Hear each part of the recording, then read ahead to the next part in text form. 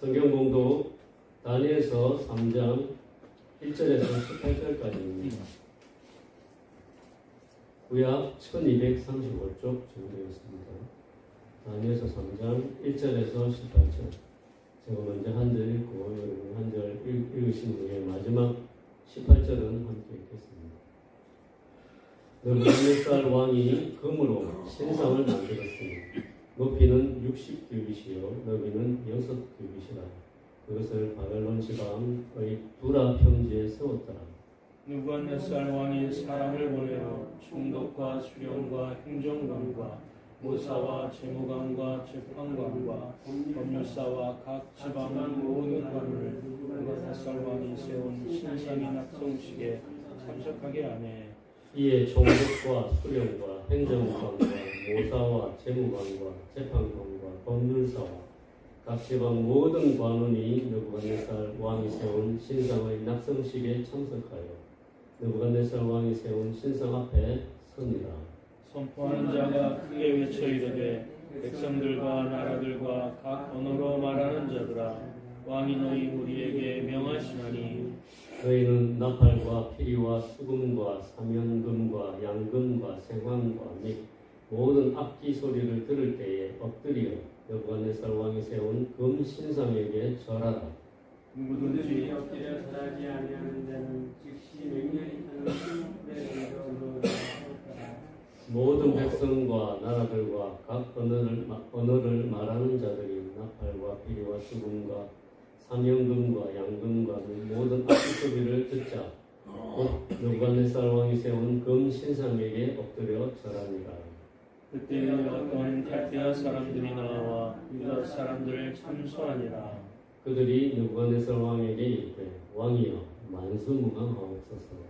왕이여 왕이 명령을 내리사 모든 사람이 나팔과 피리와 수금과 흥금과 양금과 생원과 및 모든 악기 소리를 듣거든 엎드려 금 신상에게 절할 것이라.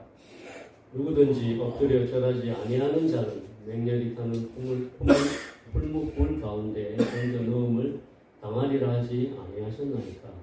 이제 유대 사람 사드락과 메삭과 아벤느고는 왕을 세워 바벨론 지방을 다스리게 하는 자이거늘 왕이여 이 사람들이 왕을 높이지 아니하며 왕의 신들을 섬기지 아니하며 왕이 세우신 금신상에게 절하지 아니하나이다.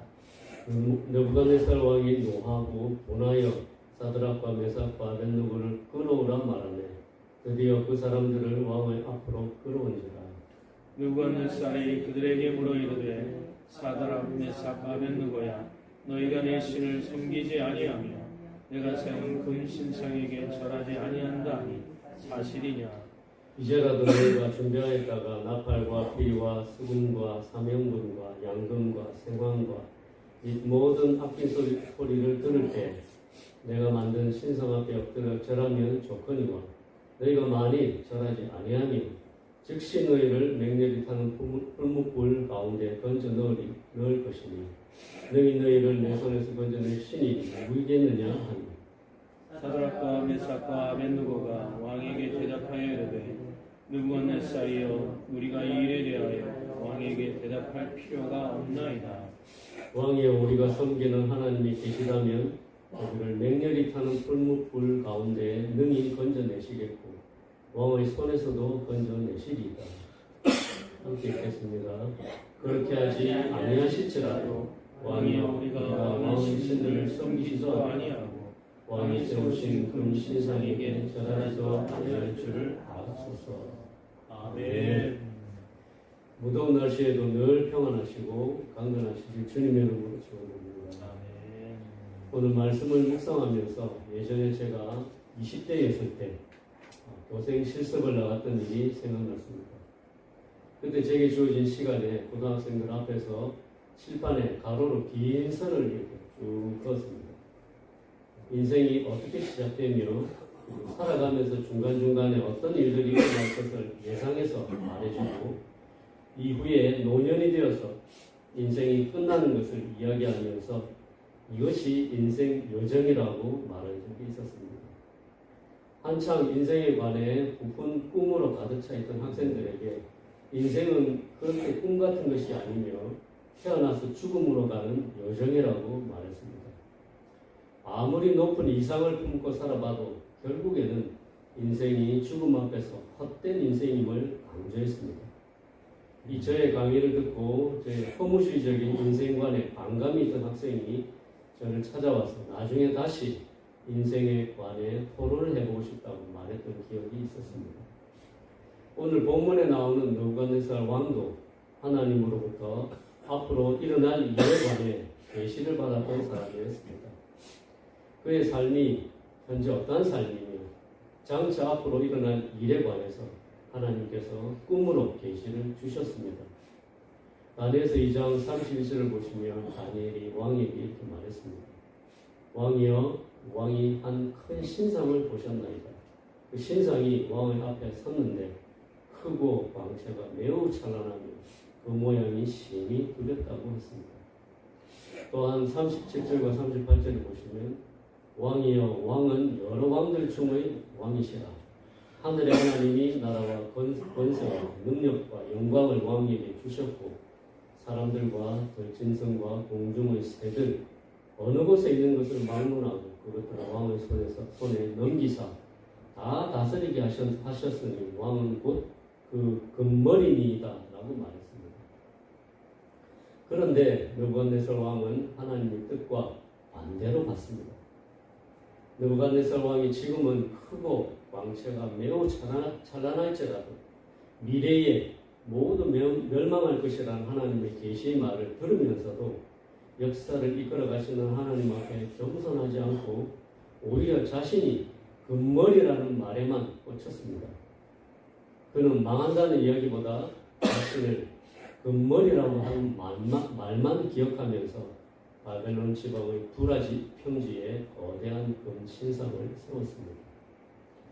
44절에 분명히 이 여러 왕들의 시대에 하늘의 하나님이 한 나라를 세우시리니 이것은 영원히 망하지도 아니할 것이요 그 국권이 다른 백성에게로 돌아가지도 아니할 것이요 도리어 이 모든 나라를 쳐서 멸망시키고 영원히 설 것이라는 말을 들었으면서도 불구하고 오히려 그의 마음은 낮아지지 않고 더욱 높아져 자신을 과시하기 위해서 그 신상을 만들고 모든 사람이 그 앞에서 엎드려 절하지 않으면 맹렬히 타는 풀무불에 던지겠다고 법을 만들어서 겁을 주었습니다.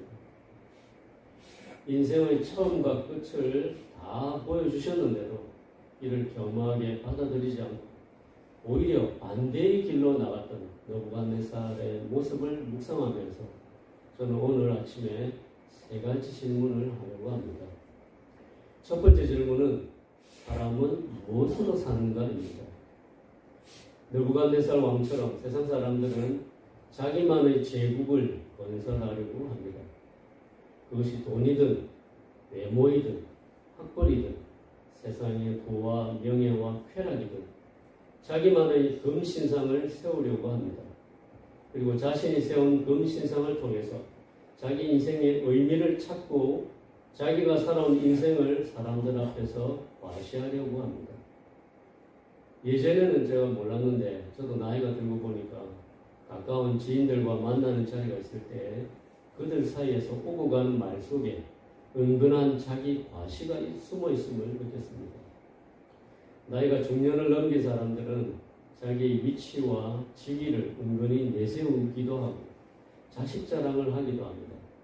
아니면 모아둔 재산과 돈을 자랑하기도 합니다. 자기 인생을 이러한 금신상으로 증명하려는 것이 사람들 앞에 드러내며 과시합니다. 이 나이가 들수록 자신의 지나온 삶에서 이루어 놓은 것들을 자랑하고 싶어지는 것 같습니다. 그래야 살아온 인생이 헛되지 않고 가치 있어 보이기 때문일 겁니다. 결국 사람은 무엇으로 사는가라는 이 원초적인 질문에 사람들은 금신상으로 대답을 대신하려는 모습입니다. 하나님께서는 성경에 우리의 인생이 무엇인지 분명하게 말씀해주고 계십니다. 야고보서 4장 14절을 보시면 내일 일을 너희가 알지 못하는도다. 너희 생명이 무엇이냐? 너희는 잠깐 보이다가 없어지는 안개니라. 하나님께서는 우리 인생이 잠깐 보이다가 없어지는 안개라고 표현하셨습니다. 시편 39편 5절에도 시편 기자는 우리 인생이 무엇인지 말해주고 있습니다. 주께서 나의 날을 한 뼘 길이만큼 되게 하시며 나의 일생이 주 앞에는 없는 것 같사오니 사람은 그가 든든히 서 있는 때에도 진실로 모두가 허사뿐이니이다. 우리의 인생이 손 한 뼘 길이 같고 우리의 인생이 주 앞에서는 없는 것 같고 아무리 든든히 서 있는 것 같아도 모두가 헛된 노력이라고 하셨습니다. 그리고 성경에서 놀라운 업적을 이루었던 모세도 시편 90편에 인생에 관해 말했습니다. 우리의 연수가 70이요 강건하면 80이라 그 연수의 자랑은 수고와 슬픔뿐이요 신속기간이 우리가 날아가나이다. 부와 명예와 지식과 지혜와 천명의 여자를 거느렸던 솔로몬도 결국 인생이 헛되다고 고백했습니다. 그리고 베드로 사도는 베드로후서 3장 10절과 11절에서 우리가 살아가고 있는 이 땅도 언젠가는 사라져버릴 것이라고 말합니다. 그러나 주의 날이 도둑같이 오리니 그날에는 하늘이 큰 소리로 떠나가고 물질이 뜨거운 불에 풀어지고 땅과 그 중에 있는 모든 일이 드러나리로다. 이 모든 것이 이렇게 풀어지리니 너희가 어떤 사람이 되어야 마땅하냐고 되묻고 있습니다. 두 번째 질문은 그리스도인은 무엇으로 사는가입니다. 앞에서 베드로 사도가 이렇게 물었습니다. 온 세상의 멸망과 마지막 심판이 올 것인데 너희가 어떤 사람이 되어야 마땅하냐고 질문했습니다. 그리스도인은 세상 사람들처럼 금신상을 세워놓고 그것에 엎드려 절하며 그것을 의지하며 살아가는 존재가 아닙니다. 히브리서 10장 37절부터 나오는 말씀에 그리스도인의 정체성을 분명하게 지적하고 있습니다. 잠깐 후면 오시리가 오시리니 지체하지 아니하시리라. 나의 의인은 믿음으로 말미암아 살리라. 또한 뒤로 물러가면 내 마음이 그를 기뻐하지 아니하리라 하셨느니라. 우리는 뒤로 물러가 멸망할 자가 아니요 오직 영혼을 구원함에 이르는 믿음을 가진 자니라. 그리스도인은 무엇으로 사는가에 대한 답은 믿음으로 산다입니다. 이것이 그리스도인의 정체성입니다. 오늘 본문에도 믿음으로 살아가려던 다니엘의 세 친구 사드락, 메삭, 아벳느고가 나옵니다. 갈대아 사람들이 금신상에 절하지 않는 사드락, 메삭, 아벳느고를 참소합니다. 참소를 들은 느부갓네살 왕은 너희가 금신상에 절하지 않으면 풀무불에 던져 넣겠다고 위협합니다. 믿음으로 살아가는 사람들에게는 다니엘의 세 친구처럼 시기와 참소와 생명을 위협하는 십자가가 있습니다. 그리고 믿음을 넘어뜨리려는 유혹과 핍박이 반드시 따라옵니다. 금신상을 쫓아 살아가는 삶은 많은 사람이 가는 길입니다.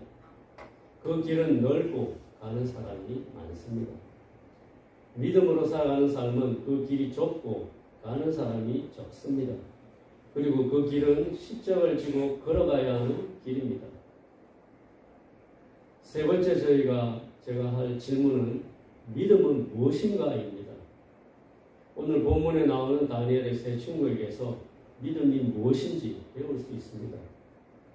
믿음은 말씀을 믿는 것입니다. 다니엘의 세 친구는 십계명에 적혀있는 하나님의 말씀을 믿었습니다. 출애굽기 20장에 모세에게 주신 십계명을 통해서 하나님께서는 분명하게 이렇게 말씀하셨습니다. 너는 나 외에는 다른 신들을 내게 두지 말라. 너를 위하여 새긴 우상을 만들지 말고 또 위로 하늘에 있는 것이나 아래로 땅에 있는 것이나 땅 아래 물속에 있는 것의 어떤 형상도 만들지 말며 그것들에게 절하지 말며 그것들을 섬기지 말라. 이 다니엘의 세 친구가 십계명의 제1계명을 모를 리가 없었습니다. 그리고 다니엘의 세 친구는 하나님의 말씀을 믿었고 이러한 명령을 주신 하나님의 성품도 또한 신뢰했다는 것을 볼 수 있습니다. 오늘 본문 17절을 보시면 그들이 한 말에서 하나님의 성품에 대한 신뢰를 엿볼 수 있습니다. 왕이여, 우리가 섬기는 하나님이 계시다면 우리를 맹렬히 타는 풀무불 가운데에서 능히 건져내시겠고 왕의 손에서도 건져내시리이다. 아멘. 그들은 하나님이 어떤 분이신지 고백하고 있습니다. 그들은 하나님께서 능히 하실 수 있는 전능하신 분이시라고 고백했습니다. 이처럼 믿음은 또한 하나님의 말씀을 신뢰하는 것이며 하나님의 성품을 신뢰하는 것입니다. 그리고 마지막으로 믿음이 무엇인지 본문 18절에서 보여주고 있습니다. 그렇게 하지 아니하실지라도 왕이여, 우리가 왕의 신들을 섬기지도 아니하고 왕이 세우신 금 신상에게 절하지도 아니할 줄을 아옵소서. 믿음은 이처럼 타협하지 않는 결단입니다. 두 마음을 품지 않고 믿는 것입니다. 그렇게 하지 아니하실지라도 자신들은 타협하지 않겠다는 굳은 심지입니다. 야고보서 1장 6절부터에도 이런 말씀이 나옵니다. 오직 믿음으로 구하고 조금도 의심하지 말라. 의심하는 자는 마치 바람에 밀려 요동하는 바다 물결 같으니 이러한 사람은 무엇이든지 주께 없기를 생각하지 말라. 두 마음을 품어 모든 일에 정함이 없는 자로다. 마음에 정함이 없는 것은 온전한 믿음이 아닙니다. 믿음의 반대말이 불신앙이듯이 정함이 없는 믿음은 바람에 밀려 이리저리 요동하는 바다 물결 같은 결단이 없는 마음일 뿐입니다. 다니엘의 세 친구는 그렇게 아니하실지라도 라는 믿음을 가진 사람들이었습니다. 하나님의 크신 뜻 앞에서 자신이 가져야 할 마음의 자세가 무엇인지 알고 있었고 그것을 결단하고 실행에 옮긴 사람들이었습니다. 행함이 없는 믿음은 그 자체가 죽은 믿음이라는 말처럼 다니엘의 세 친구는 어떠한 상황에서도 흔들리지 않는 믿음, 살아있고 순전한 믿음을 보여주었습니다. 오늘 아침에 느부갓네살 왕을 통해서 사람들은 무엇으로 사는가라는 질문에 답을 찾아보았습니다. 그리고 다니엘의 세 친구를 통해서 그리스도인은 무엇으로 사는가라는 질문에 답을 찾아보았습니다. 또한 다니엘의 세 친구를 통해서 믿음이 무엇인가에 관해서도 답을 찾아보았습니다. 그리스도인의 믿음은 신비롭고 놀라운 마음의 상태입니다. 그래서 믿음은 인간에게서 나오는 것이 아닙니다. 그리고 언젠가 그리스도인의 믿음이 증명될 날이 있을 것입니다. 요한계시록 7장에 보시면 사도 요한이 하나님의 사자에게 마지막 심판의 날에 하나님의 보좌로 나온 수많은 무리에 관해서 질문하는 이야기가 나옵니다. 내가 말하기를 내 주여 당신이 아시나이다 하니 그가 나에게 이르되 이는 큰 환난에서 나오는 자들인데 어린 양의 피에 그 옷을 씻어 희게 하였느니라. 그러므로 그들이 하나님의 보좌 앞에 있고 또 그의 성전에서 밤낮 하나님을 섬기며 보좌에 앉으시니가 그들 위에 장막을 치시리니 그들이 다시는 줄이지도 아니하며 목마르지도 아니하고 해나 아무 뜨거운 기운에 상하지도 아니하리니 이는 보좌 가운데 계신 어린 양이 그들의 목자가 되사 생명수 샘으로 인도하시고 하나님께서 그들의 눈에서 모든 눈물을 씻어주실 것입니다. 이 세상에서 믿음의 삶을 살아가는 것은 큰 환난을 통과하는 것과 같습니다. 그 환난을 뚫고 나오는 자들이 그리스도인입니다. 그리스도인은 어린 양의 피에 그 옷을 씻어 희게 된 사람들입니다. 언젠가 그 사람들은 하나님의 보좌 앞에서 밤낮 하나님을 섬기며 하나님이 만드신 새하늘과 새 땅에서 살아갈 것입니다. 그날에는 다시는 줄이지도 아니하며 목마르지도 아니하고 해나 아무 뜨거운 기운에 상하는 일이 없을 것입니다. 왜냐하면 보좌 가운데 계신 어린 양이 그들의 목자가 되셔서 생명수 샘으로 인도하시고 그들의 눈에서 모든 눈물을 씻어주실 것이기 때문입니다. 이러한 날이 장차 올 것입니다.